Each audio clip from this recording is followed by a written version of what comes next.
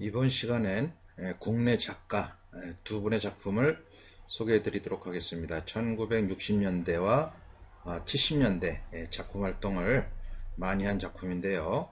두 점씩 한번 먼저 보도록 하죠. 이 두 점이 최덕규라는 그 작가의 작품이고요. 이 작품과 이 작품은 박고석이라는 그 작가의 작품입니다. 좀 약간 좀 공통점이 있죠. 선으로 뭔가 그 테두리를 두른다라는 거. 박고석의 그림은 굉장히 경계가 더 두껍고, 그래서 옛날 그 루오 작품이 이런 스타일로 테두리를 두르는 작품이었는데, 어쨌든 기본적으로 그림의 형태를 테두리를 검정색으로 두르면 그림이 아주 뭐라 그럴까요, 고급스럽고 검정색 자체가 굉장히 그 세련된 그런 느낌을 주죠. 그리고 이것도 마찬가지요. 요거는 이제 그 좀 전에 그 박고석의 작품보다는 조금 그 순한, 아주 섬세하게 그린 듯한 느낌이 들지만은 역시나 기본적인 스타일은 검정색도 쓰지만 전체적으로 검정색을 쓰지는 않고 뭔가 그 유채색 계통의 색으로 경계를 라인을 따서 그림을 그리는 그런 면에서는 기본 스타일이 비슷하다 할 수가 있습니다. 그것을 좀 더 분석적으로 본다면 제가 계속 얘기하는 것처럼 제가 설명하는 것을 쭉 보시면 기본적으로 유화를 어떻게 그리는가에 대한 그 절차에 대해서 말씀을 드리고 있는데요. 최소한 그림을 전공하지 않았더라도 그런 기본에 대한 인지를 하시면 좀 더 그림을 쉽게 분석하고 이해를 하실 수가 있을 것입니다. 다시 말씀드리면 그림은 항상 초벌과 중벌, 마무리가 있다. 그래서 초벌로서 기본적인 색깔, 아주 한여름에 그 나무가 우거진 그 풍경을 그리고 있는데요. 그래서 기본적인 색깔로 초벌 색깔, 나무의 기본적인 형태를 구체적으로 묘사하는 것이 아니라 가볍게, 아주 흥겹게 기본 터치를 색면으로 처리하고 있죠. 여기에 드로잉한 것은 없다 생각을 하세요. 기본 색으로 이렇게 기본 명암 상태에 맞추어서 색을 쭉 칠해 주시고, 그 다음에 초벌이 끝났으면, 물론 유화물감 같은 경우는 기름 성분이 있기 때문에 한번 칠해주고 나서 곧바로 칠하려고 하면 그게 잘 안 돼요. 붓질이 잘 안 먹습니다. 그래서 1시간 정도의 시간을 기다려야 되겠죠. 아니면은 뭐 그 지연제, 속건제를 섞어서 그려주시든가, 그렇게 하면 좀 더 그 기다리는 시간을 좀 더 빨리 할 수가 있으니까요. 아니면 뭐 그리는 스타일에 따라서 한번 이렇게 정확하게 그 부분에 어두운 색을 칠해주고, 중볼은 또 좀 더 물감을 더, 기름을 좀 덜 섞은 상태에서 물감을 좀 더 양을 많이 해서 덧칠을 해줄 수도 있습니다만, 기본적으로 약간의 시간 차이를 주면서 어떻게 그릴 것인가도 궁리를 하고, 그런 과정이 필요하죠.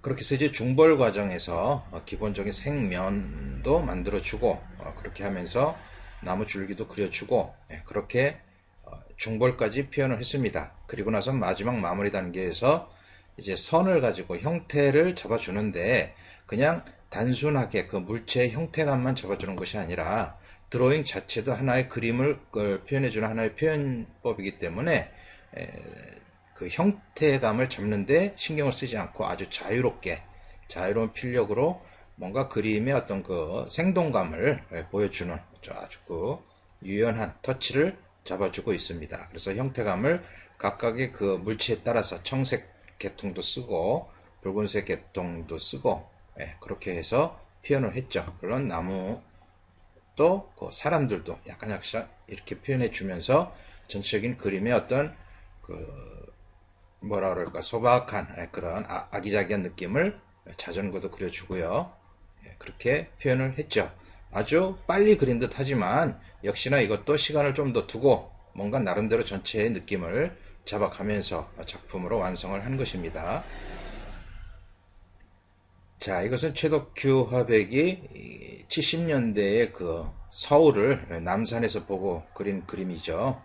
저도 옛날에 고등학교 때 남산에서 이 풍경을 그리면서 그 당시에 최덕규 화백이 그렸던 이 그림을 상상했던 그런 기억이 지금도 있습니다만은, 어쨌든 간에 초벌로 각각의 색깔들, 원경과 중경과 근경을 따지면서 스케치를 하면서 기본 색면을 다 나눠서, 그러니까 이런 어떤 점으로 찍은 것이나 그런 어떤 드로잉적인 마지막에 형태를 스케치한 듯한 표현들은 생각을 하지 마시고 기본 색깔들만 쭉 뿌려줬다 생각을 하시는 겁니다.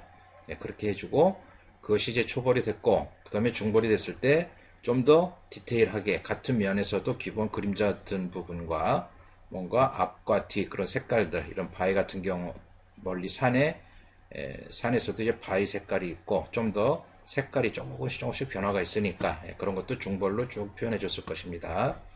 그러고 나서 마무리 단계에서 각각의 건물들이 갖고 있는 그런 구체적인 요소들을 어떤 드로잉적인 느낌으로 선으로서 쭉 표현을 해준 것이죠. 이런 데에서도 역시나 창문의 느낌을 기본 색으로 선 느낌으로 쭉 표현해 줬어요. 그렇게 해서 최덕규의 그림은 특징이 뭔가 드로잉적인 선으로 그림의 맛을 많이 표현을 해주고 또 차분하게 그려줬다라는 것이죠. 최덕규 화백의 그림을 보면 뭔가 좀 이렇게, 물론 이제 보는 사람에 따라서 그림이라는 것도 각각의 취향에 따라서 좋아하는 그림이 있고 싫어하는 그림이 있긴 하지만은, 그래도 뭔가 전체적으로 차분하게, 물론 그림 그리는 것이 누가 봐도 참 쉽게 그렸다라고 생각을 하겠지만은 그 나름대로 이런 식의 표현법을 만들기까지도 나름대로 최덕규 화백은 많은 시간을 거쳐서 나름대로 스타일화 했다라는 것이죠. 굉장히 장식적인, 그래서 우리가 그림을 그릴 때도 이렇게 초벌과 중벌을 해주고 좀 더 꼼꼼하게 가는 붓으로 드로잉적인 느낌을 표현해서 최덕규와 같은 그림을 그려낼 수도 있습니다. 자, 요것은 이제 박고서 화백이 그 설악산을 그린 것이죠. 설악산은 제가 얼마 전에 판화, 실크스크린 판화로도 제작을 했던 것인데요. 전체적으로 이제 여기가 공룡능선이에요. 공룡능선의 느낌. 그래서 운해가 이렇게 솟아 올라온 그런 느낌을 그렸는데, 역시나 이런 스타일의 그림을 그리더라도 처음에 물감을 좀 두껍게, 이번에 이제 두껍게 썼네요. 그렇지만 실제 완성하기 전에는 아주 얇게 색을 칠합니다. 그래서 초벌칠을 해주고 청색으로 하늘색을 그려주고, 가까이 있는 부분은 뭐 이런 그 나무 숲의 색깔을 초록색 계통으로 칠해주고, 그렇게 하고 바위 같은 경우는 또 그런 브라운 계통의 색으로 쭉 칠해준 다음에 또 어느 정도 시간 차이를 줬겠죠. 그러고 나서 좀 더 덧칠을 통해서 중보를 했습니다. 중보를 좀 더 밝은 색깔도 칠해주고, 그러면서 라인 같은 경우도 좀 더 물감을 두껍게 해서 칠해주고 운해도 표현을 했겠죠. 그렇게 해서 어느 정도 기본적인 색감의 표현을 해준 다음에, 그 다음에 이제 마무리 단계에서는 물감을 두껍게 해서 경계 라인을 쭉쭉 칠해주고, 이런 운해 경계면도 청색으로 잡아주고, 그러면서 자기 나름대로의 어떤 그 전체적인 분위기를 위해서 인위적인 색감도 집어넣어주고 형태감도 조절을 하고 그런 과정을 거친 것이죠. 굉장히 힘이 있고 우리나라의 그 루오와 같다. 그래서 그 당시 60년대 70년대는 이렇게 그림의 테두리로 형태를 잡아주는 것이 많이 그 유행이었기 때문에 많은 작가들이 이런 스타일의 작품을 그리고 있는 걸 알 수가 있습니다. 이것도 어떤 산의 느낌을 아주 간단하게 색깔을 아주 뭐 크게 변화를 주지 않고 담백하게 단순하게 하늘의 색깔과 그 산의 바위의 색깔들, 또 그 앞에 그 숲의 색을 단순하게 표현을 했어요. 단순하게 표현을 해주고 검정색으로 테두리를 쳐줌으로 해서 아주 장식적인 그런 표현 효과를 얻은 그런 작품이죠. 물론 보는 사람에 따라서 굉장히 단순하고 쉽게 그렸다 생각할 수도 있지만은 나름대로 오랜 시간을 거쳐서 자기만의 스타일을 만들기 위해서 노력을 많이 한 그래서 뭔가 보기에 참 좋은 작품이고, 이 두 작가의 작품은 굉장히 그 미술 시장에서도 그림값이 올라가 있는, 소위 얘기해서 물론 크기에 따라서 다르겠지만 기본적으로 몇 억이 되는 작품값을 갖고 있는 그런 작가들의 작품입니다. 그래서 난 별로 마음에 안 든다 라고 그렇게 뭔가 자기 생각을 이렇게 직접 드러내고 그래서 거부감을 갖고 있을 게 아니고, 사람은 누구나 자기만의 그 편식주의가 있어요. 그래서 어린아이들이 늘상 자기가 먹고 싶은 것만 이렇게 먹는 것처럼, 근데 그렇게 했을 때 아이가 뭘 먹고 싶다고 해서 자꾸 그것만 사주면 그 아이가 건강에 안 좋기 때문에 이것도 먹어봐라 저것도 먹어봐라, 부모님들이 항상 그렇게 해서 뭔가 그 아이의 건강을 위해서 요구하듯이, 그림이라는 것도 난 이런 게 좋아 라고 일방적으로 고집할 것이 아니고, 아 이런 그림은 또 이런 식으로 좋은 점이 있구나, 저런 그림은 또 저런 식으로 해서 좋은 점이 있구나라는 걸 나름 분석을 하면서 긍정적으로 인정을 한다면 좀 더 넓은 자기의 그 어떤 분석력이나 그림에 대한 이해도를 넓힐 수가 있다 하는 것이죠.